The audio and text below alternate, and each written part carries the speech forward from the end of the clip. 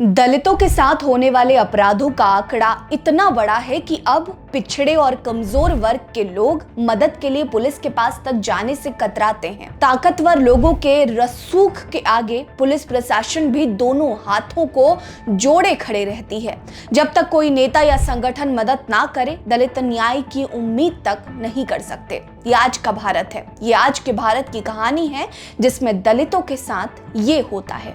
नमस्कार, आज मैं आपको पिछले 24 घंटों में दलितों के साथ होने वाली घटनाओं के बारे में बताऊंगी जो सोशल मीडिया पर ट्रेंडिंग पर हैं। आप इस वीडियो को कहां से देख रहे हैं कमेंट करके बताइए।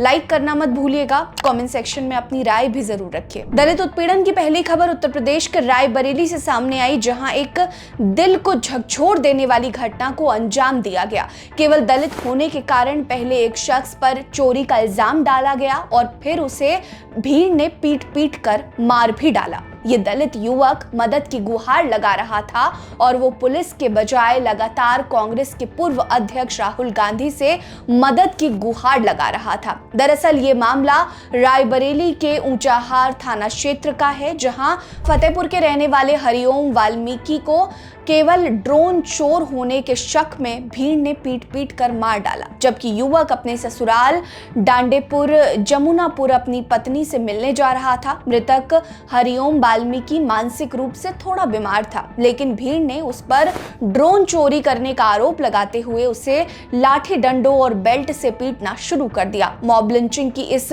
घटना का वीडियो सोशल मीडिया पर काफी वायरल हो रहा है, जिसमें घायल हरिओम वाल्मीकि की गर्दन पर पैर रखकर एक शख्स खड़ा है। मरने से पहले युवक के आखिरी शब्द थे, राहुल गांधी जी मुझे बचा लो। हालांकि युवक की मौत के बाद राहुल गांधी ने खुद फोन करके पीड़ित परिवार से बातचीत करके न्याय दिलाने का आश्वासन दिया, तो वहीं भीम आर्मी चीफ चंद्रशेखर आजाद ने भी पीड़ित परिवार से मुलाकात की। उन्होंने यूपी के सीएम योगी आदित्यनाथ से अपील की है कि जल्द से जल्द सभी हत्यारों को गिरफ्तार किया जाए और पीड़ित परिवार को 50 लाख रुपए का मुआवजा और एक सदस्य को नौकरी दी जाए। इस घटना से यूपी की कानून व्यवस्था को लेकर दलित समाज में काफी रोष है। पीड़ित परिवार केवल सरकार से न्याय चाहता था। हालांकि इस हमले को लेकर अब तक 5 लोग गिरफ्तार हो चुके हैं, वहीं 3 पुलिसकर्मी को निलंबित भी कर दिया गया है। दलित उत्पीड़न की अगली खबर हरियाणा के बहादुरगढ़ से सामने आई, जहां मामूली कहासुनी होने पर दूसरे समुदाय के दबंगों ने दलित परिवार को उनके घर में घुसकर पीटा। दरअसल ये घटना बहादुरगढ़ थाना क्षेत्र के मोहम्पुर रुस्तमपुर गांव का है, जहां दलित शख्स देवकरण के घर पर माता की चौकी के लिए कुछ लोग जमा हुए थे। इस दौरान घर में धार्मिक अनुष्ठान किया जा रहा था।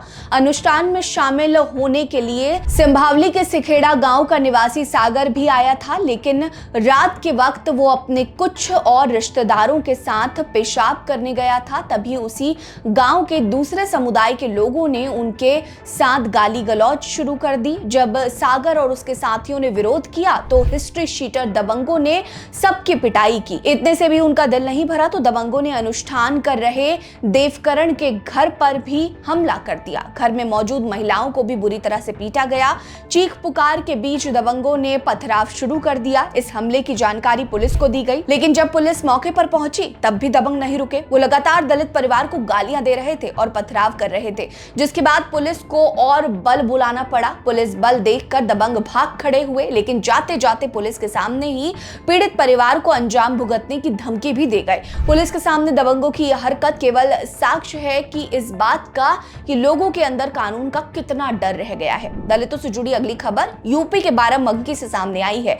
एक तहसील न्याय पंचायत अध्यक्ष के पद पर आश्रित दलित शख्स को पुलिस ने एक झूठे केस में फंसाया और उसे छोड़ने के बदले 75,000 रुपए की रिश्वत की मांग की है, लेकिन रिश्वत ना देने की सूरत में इतना प्रताड़ित किया गया कि उन्होंने खुद फांसी लगाकर हत्या कर ली। यह घटना बाराबंकी जिले के जैदपुर थाना के मौथरी गांव का है, जहां अशोक कुमार नाम के शख्स, जो कि भीम आर्मी के तहसील न्याय पंचायत अध्यक्ष के पद पर कार्यरत थे, उन्हें एक झूठे मामले में फंसा दिया गया था और उस मामले से निकालने के लिए उनसे 75,000 रुपए की रिश्वत मांगी जा रही थी। मेहनत मजदूरी करके अपना घर चलाने वाले अशोक कुमार ने पुलिस की धमकी से डरकर जमीन बेचने की कोशिश भी की, लेकिन कोई भी खरीदार नहीं मिला। दिया। पुलिस ने धमकी दी कि अगर रिश्वत नहीं दी गई तो एनडीपीएस एक्ट जैसे गंभीर मुकदमे पर फंसा दिया जाएगा। लेकिन जब कोई रास्ता नजर नहीं आया तो उन्होंने 1 अक्टूबर को एक पेड़ से फांसी लगाकर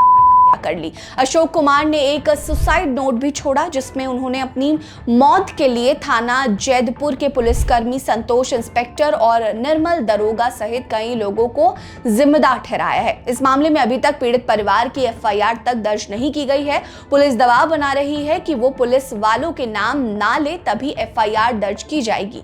भीम आर्मी चीफ चंद्रशेखर आजाद ने इस मामले में संज्ञान लेते हुए यूपी के सीएम से अपील की है कि इस मामले में जो भी पुलिस वाले जिम्मेदार हैं उन पर कार्रवाई की जाए, उन्हें निलंबित किया जाए और पीड़ित परिवार को 50 लाख रुपए का मुआवजा भी दिया जाए और कुछ सदस्य को नौकरी भी दी जाए और इस मामले की निष्पक्ष उच्च स्तरीय जांच भी हो। दलितों से जुड़ी अगली खबर तमिलनाडु से सामने आई, जहां तमिलनाडु के राज्यपाल आरएन रवि ने तमिलनाडु में हो रहे दलित उत्पीड़न को लेकर बेहद ही सनसनीखेज खुलासा किया है। उन्होंने एक कार्यक्रम के दौरान कहा कि उच्च साक्षरता और शिक्षा के बावजूद भी तमिलनाडु में दलित उत्पीड़न के आंकड़े बेहद खराब हैं।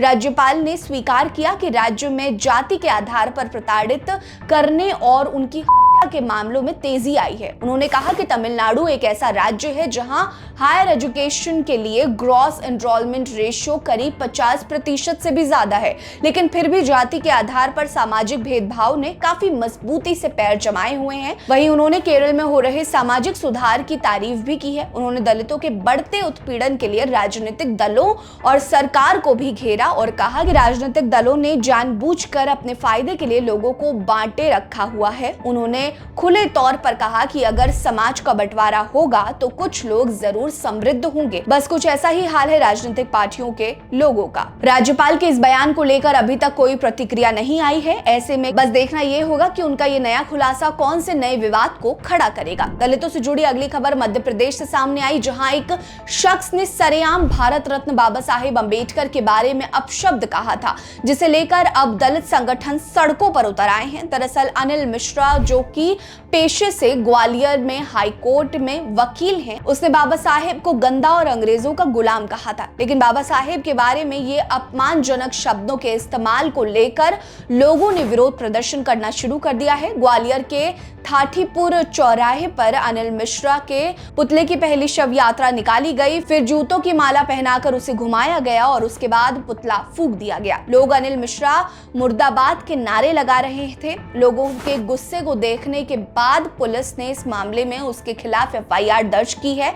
आपको बता दें कि अनिल मिश्रा ने खुले तौर पर बाबा साहेब को मीडिया के सामने गंदा व्यक्तियों कहते हुए अंग्रेजों की गुलामी करने वाला शख्स भी कहा था। उसने ये भी अपील की कि बाबा साहेब का नाम पूरी तरह से हटा देना चाहिए। इस मुद्दे पर आपकी क्या राय है, कमेंट करिए।